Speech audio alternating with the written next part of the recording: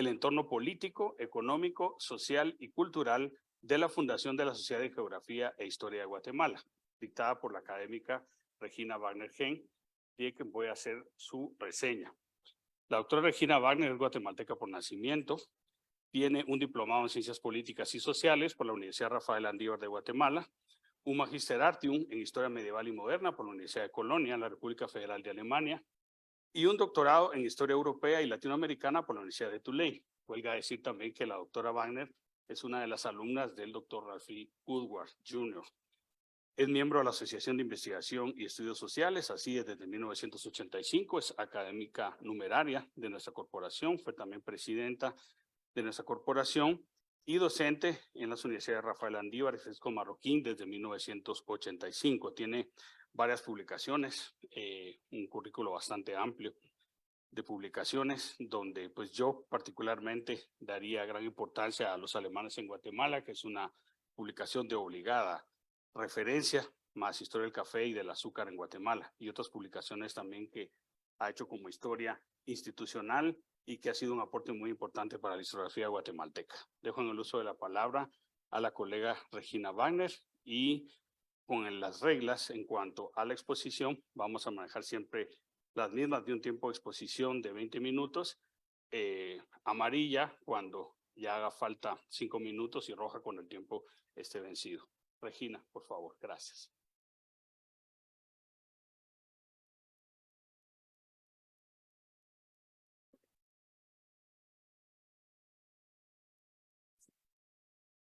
Y avanzo hacia aquí atrás. Okay. Sí. Buenas tardes. Me he centrado en ver este entorno que había al momento de la fundación de la Sociedad de Geografía e Historia. Como sabemos, había pasado la Primera Guerra Mundial y eso significó interrupción de las comunicaciones con Europa, caída de los precios del café, la devaluación de la moneda nacional, el encarecimiento de las importaciones, contracción de la economía guatemalteca, exportaciones de café se desviaron hacia Estados Unidos, la destrucción de la capital de Guatemala por los terremotos de 1917 y 18 y la epidemia de influenza de 1918-19 que cobró muchas vidas. A la derecha tienen pues un cuadro donde se ve pues cómo fluctúa el peso guatemalteco. La dictadura de Manuel Estrada Cabrera es ampliamente conocida. Voy a resumir nada más que este autócrata llegó a controlar los 3 poderes del Estado de la forma más rápida que pudo, mediante espías, orejas y delatores, controlaba también a la población. Todo el sistema era corrupto, había solamente sobornos en los tribunales para lograr algo, en la cárcel, la aduana y la policía. La justicia era una mera ficción con juicios falsos. El señor se religió 3 veces y reprimió duramente todo atentado contra su persona. La situación monetaria ya desde fines del siglo XIX estaba mal. Cuando él llegó al poder, creó un comité bancario con representantes de cada banco y 2 del gobierno. Este comité bancario debía emitir papel moneda y otorgarle préstamos al Estado. La reforma monetaria se invitó al profesor Edwin Walter Kemmerer de la Universidad de Princeton, no fue atendida, o sea, las recomendaciones que él dio, olvidadas. Entonces continuaron las dificultades monetarias y cambiarias en los años de depresión de 1920 y 1921. Mientras tanto, el cambio del dólar saltó de 45 a 69 pesos. Doy cifras cerradas para hacerlo más fácil. ¿Cómo cayó este señor? Todos sabemos, pues la gente continuaba viviendo en champas y en la calle por los terremotos que dañaron las casas. Todas las clases sociales empezaron a unirse porque veían ricos y pobres cómo vivían. El obispo José Piñol Batres sacó al pueblo de su apatía con sus sermones y él se formó el Partido Unionista, que dijo que iba a conmemorar el centenario de la independencia y por eso el dictador no desconfió. Entonces se le unió el Comité Patriótico de Obreros y continuaron arreciando las manifestaciones contra el gobierno.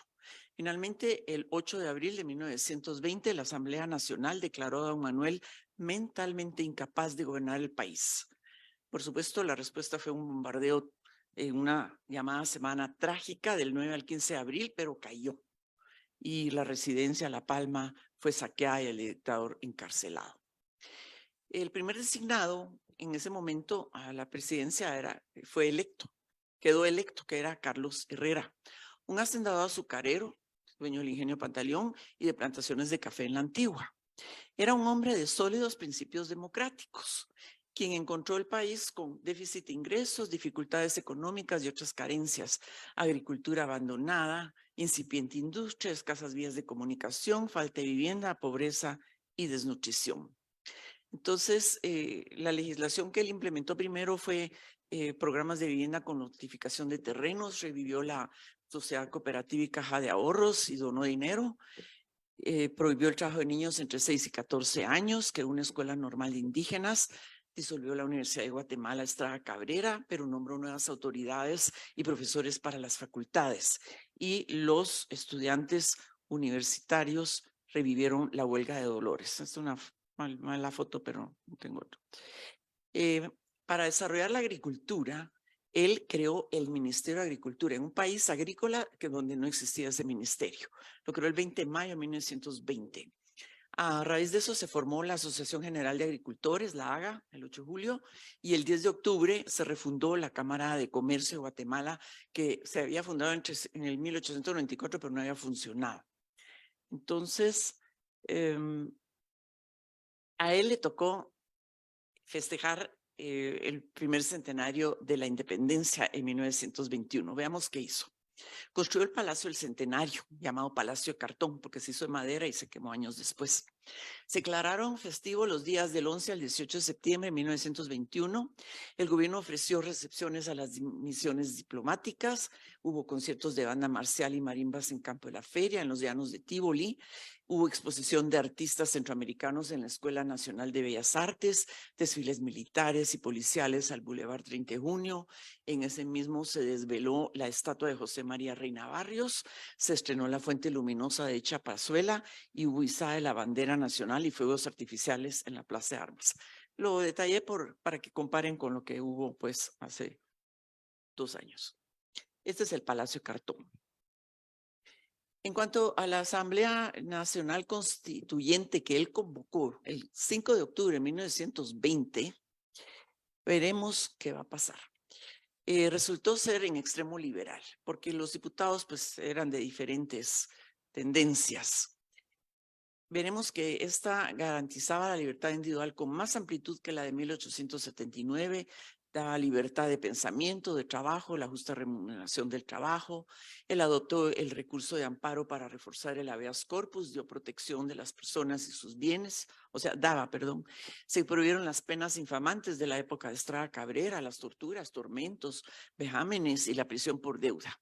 Y el Estado debía encargarse de fomentar instituciones de solidaridad. Sabemos ya las influencias de la revolución bolchevique. Dictar leyes sobre la organización general también debía ser el Estado del trabajo, leyes para garantizar la vida y salud de los trabajadores, a quienes se les reconoció el derecho de huelga. Entonces hay cambios sustanciales.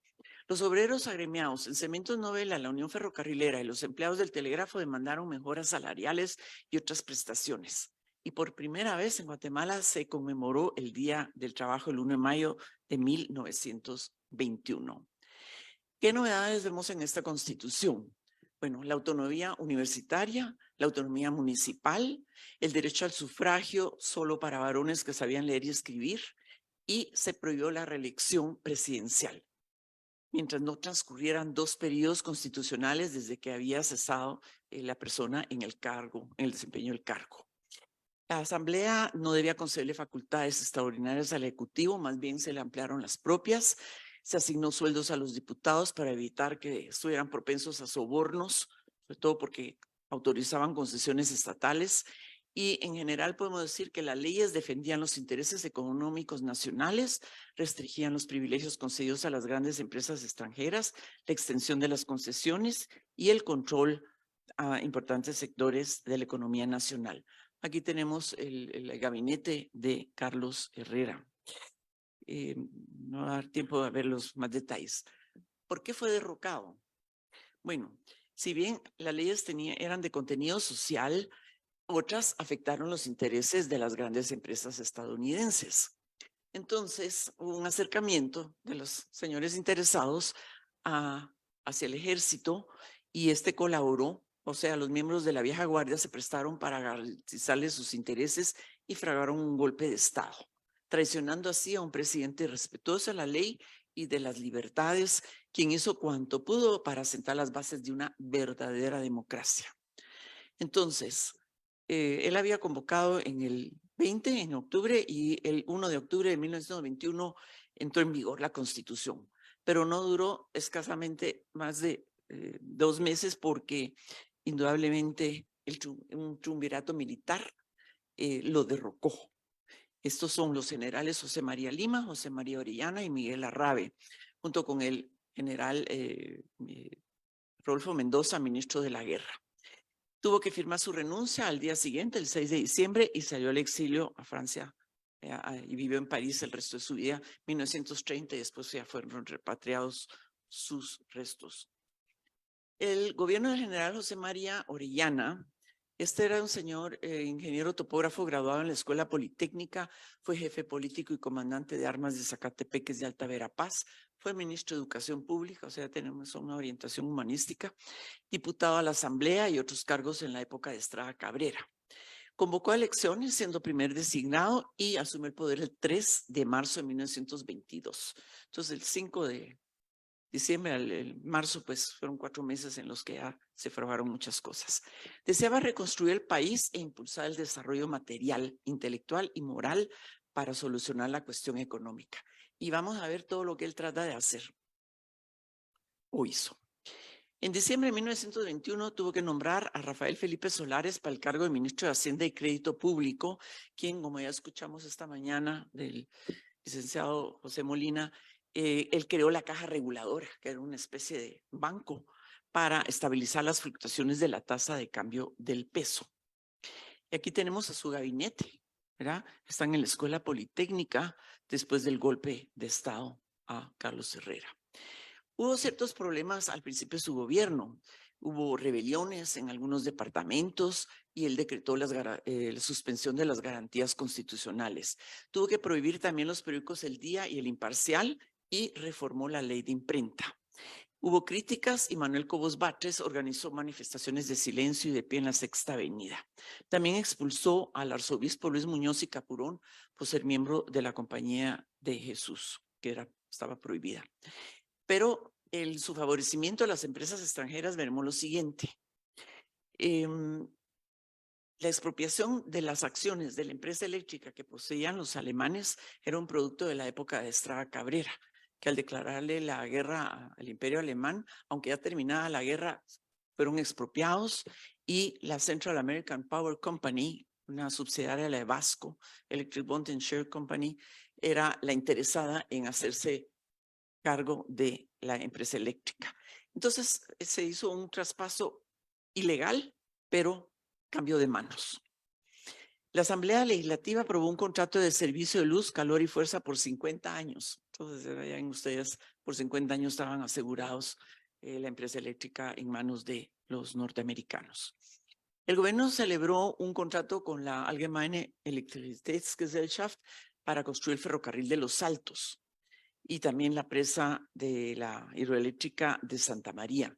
No se lo dio a un consorcio estadounidense, no sabemos por qué, pero realmente vemos que sí hay interés. No era así, estaba contra los alemanes, no que simplemente lo otro ya estaba caminando.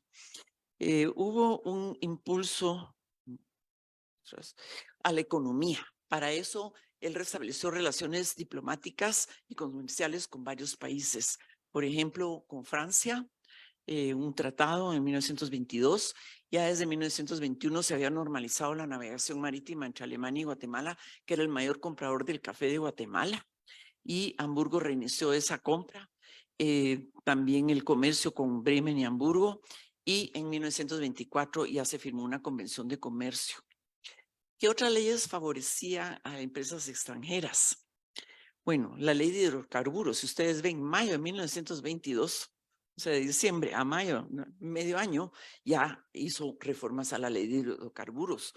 porque las grandes potencias querían asegurarse de los hidrocarburos y el petróleo en el mundo, sobre todo en países débiles política y económicamente. Se acercaron hacia el gobierno de Orellana e indudablemente él luego también estableció una sección de hidrocarburos anexa al Ministerio de Fomento, emitió un reglamento que otorgaba prórrogas para denuncias de tierras petrolíferas y también dio prórroga al Código de Minería en 1908 por 10 años más. Todas estas reformas a la ley lo que buscaba era firmar contratos con empresas extranjeras de exploración y explotación de petróleo y minas en diferentes zonas del país. Y la finalidad, aumentar los ingresos de la hacienda pública. O sea, es su interés económico en el país.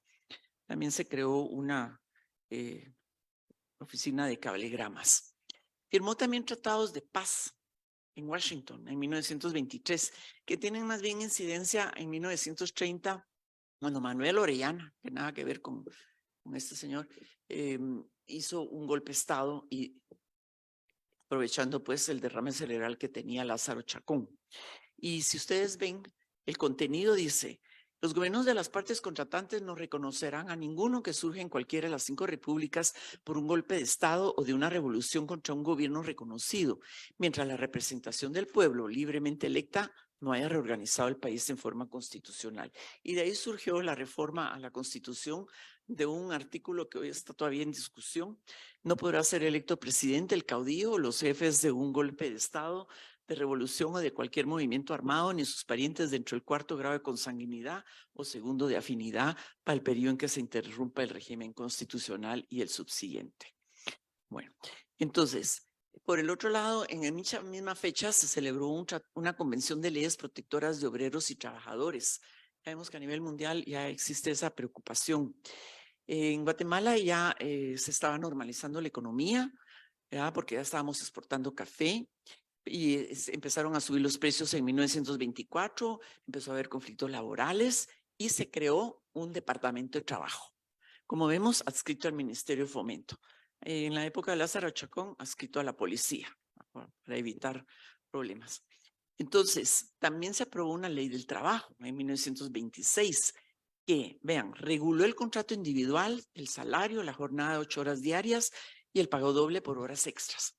Reconocía el derecho al descanso semanal y maternidad, prohibía el trabajo de menores de 12 años, preveía prestaciones médicas y el pago en caso de una enfermedad y accidentes de trabajo, y reconocía el derecho de huelga. Pero casi todo era letra muerta, porque los domingos tenían que seguir trabajando los dependientes, ni siquiera podían sentarse en un banquillo para descansar las 8 horas de trabajo que tenían que estar parados atendiendo al público, ni se dieron prestaciones médicas. La reforma más importante de Orellana, hemos escuchado hoy del licenciado José Molina Calderón, fue la reforma monetaria y bancaria en 1924 y 25. Quien inició este proceso fue Rafael Felipe Solares, el ministro de Hacienda, y promotor con la ayuda de Enrique Martínez Sobral y Carlos Sackilson, y por casualidad en Guatemala estaba otra vez el profesor Edwin Walter Kemmerer para asesorar a una empresa y los asesoró. Entonces, el 26 de noviembre de 1924 quedó aprobada la ley monetaria y ley de bancos, se adoptó el patrón oro, quetzal, hubo una reforma monetaria y conversión. Como ya se vio esta mañana, voy a acelerar, el Banco Central de Guatemala se fundó y como vemos ya no hubo más desorden y desde entonces más bien estabilidad. En educación y cultura, ahí está. Él impulsó la ley de instrucción pública, plan de estudios para las escuelas públicas y una ley orgánica de la educación primaria. En esa época se fundó la Universidad Popular, que autorizó el gobierno, pero la inició Miguel Ángel Asturias un año antes. Entonces, también se incursionó en el estudio de pueblos indígenas y la protección del patrimonio cultural, estableciendo en 1922 la Dirección General de Arqueología, Etnología e Historia y el Museo Nacional. Bueno. En cuanto a la fundación de la Sociedad de Geografía e Historia, fue el 15 de mayo de 1923. El ambiente era propicio, había esa apertura cultural y ya mejora de la economía y se juntaron estas personas intelectuales, aficionados, amantes de la historia, arqueología y geografía y fundaron en la universidad esta entidad. Se crearon dos comisiones. La primera de estatutos, que al año ya le aprobó el gobierno los nuevos estatutos, y una de organización que iba a poner a la junta directiva, a dar a conocer a la junta directiva en un acto y los propósitos y esferas de acción, que también ya hemos escuchado, promover estudios históricos, geográficos del país, procurar su difusión y vulgarización por cuantos medios estén a su alcance.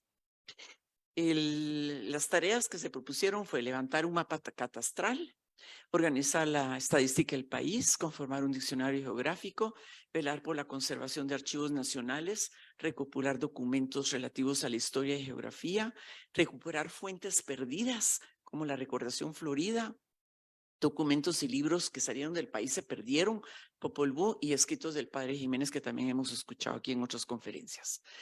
Fundar bibliotecas, la nacional, organizarla, y también organizar conferencias, la redacción y publicación sobre historia y geografía del país, publicar obras inéditas o las que se hubieran agotado, también por extranjeros y para niños.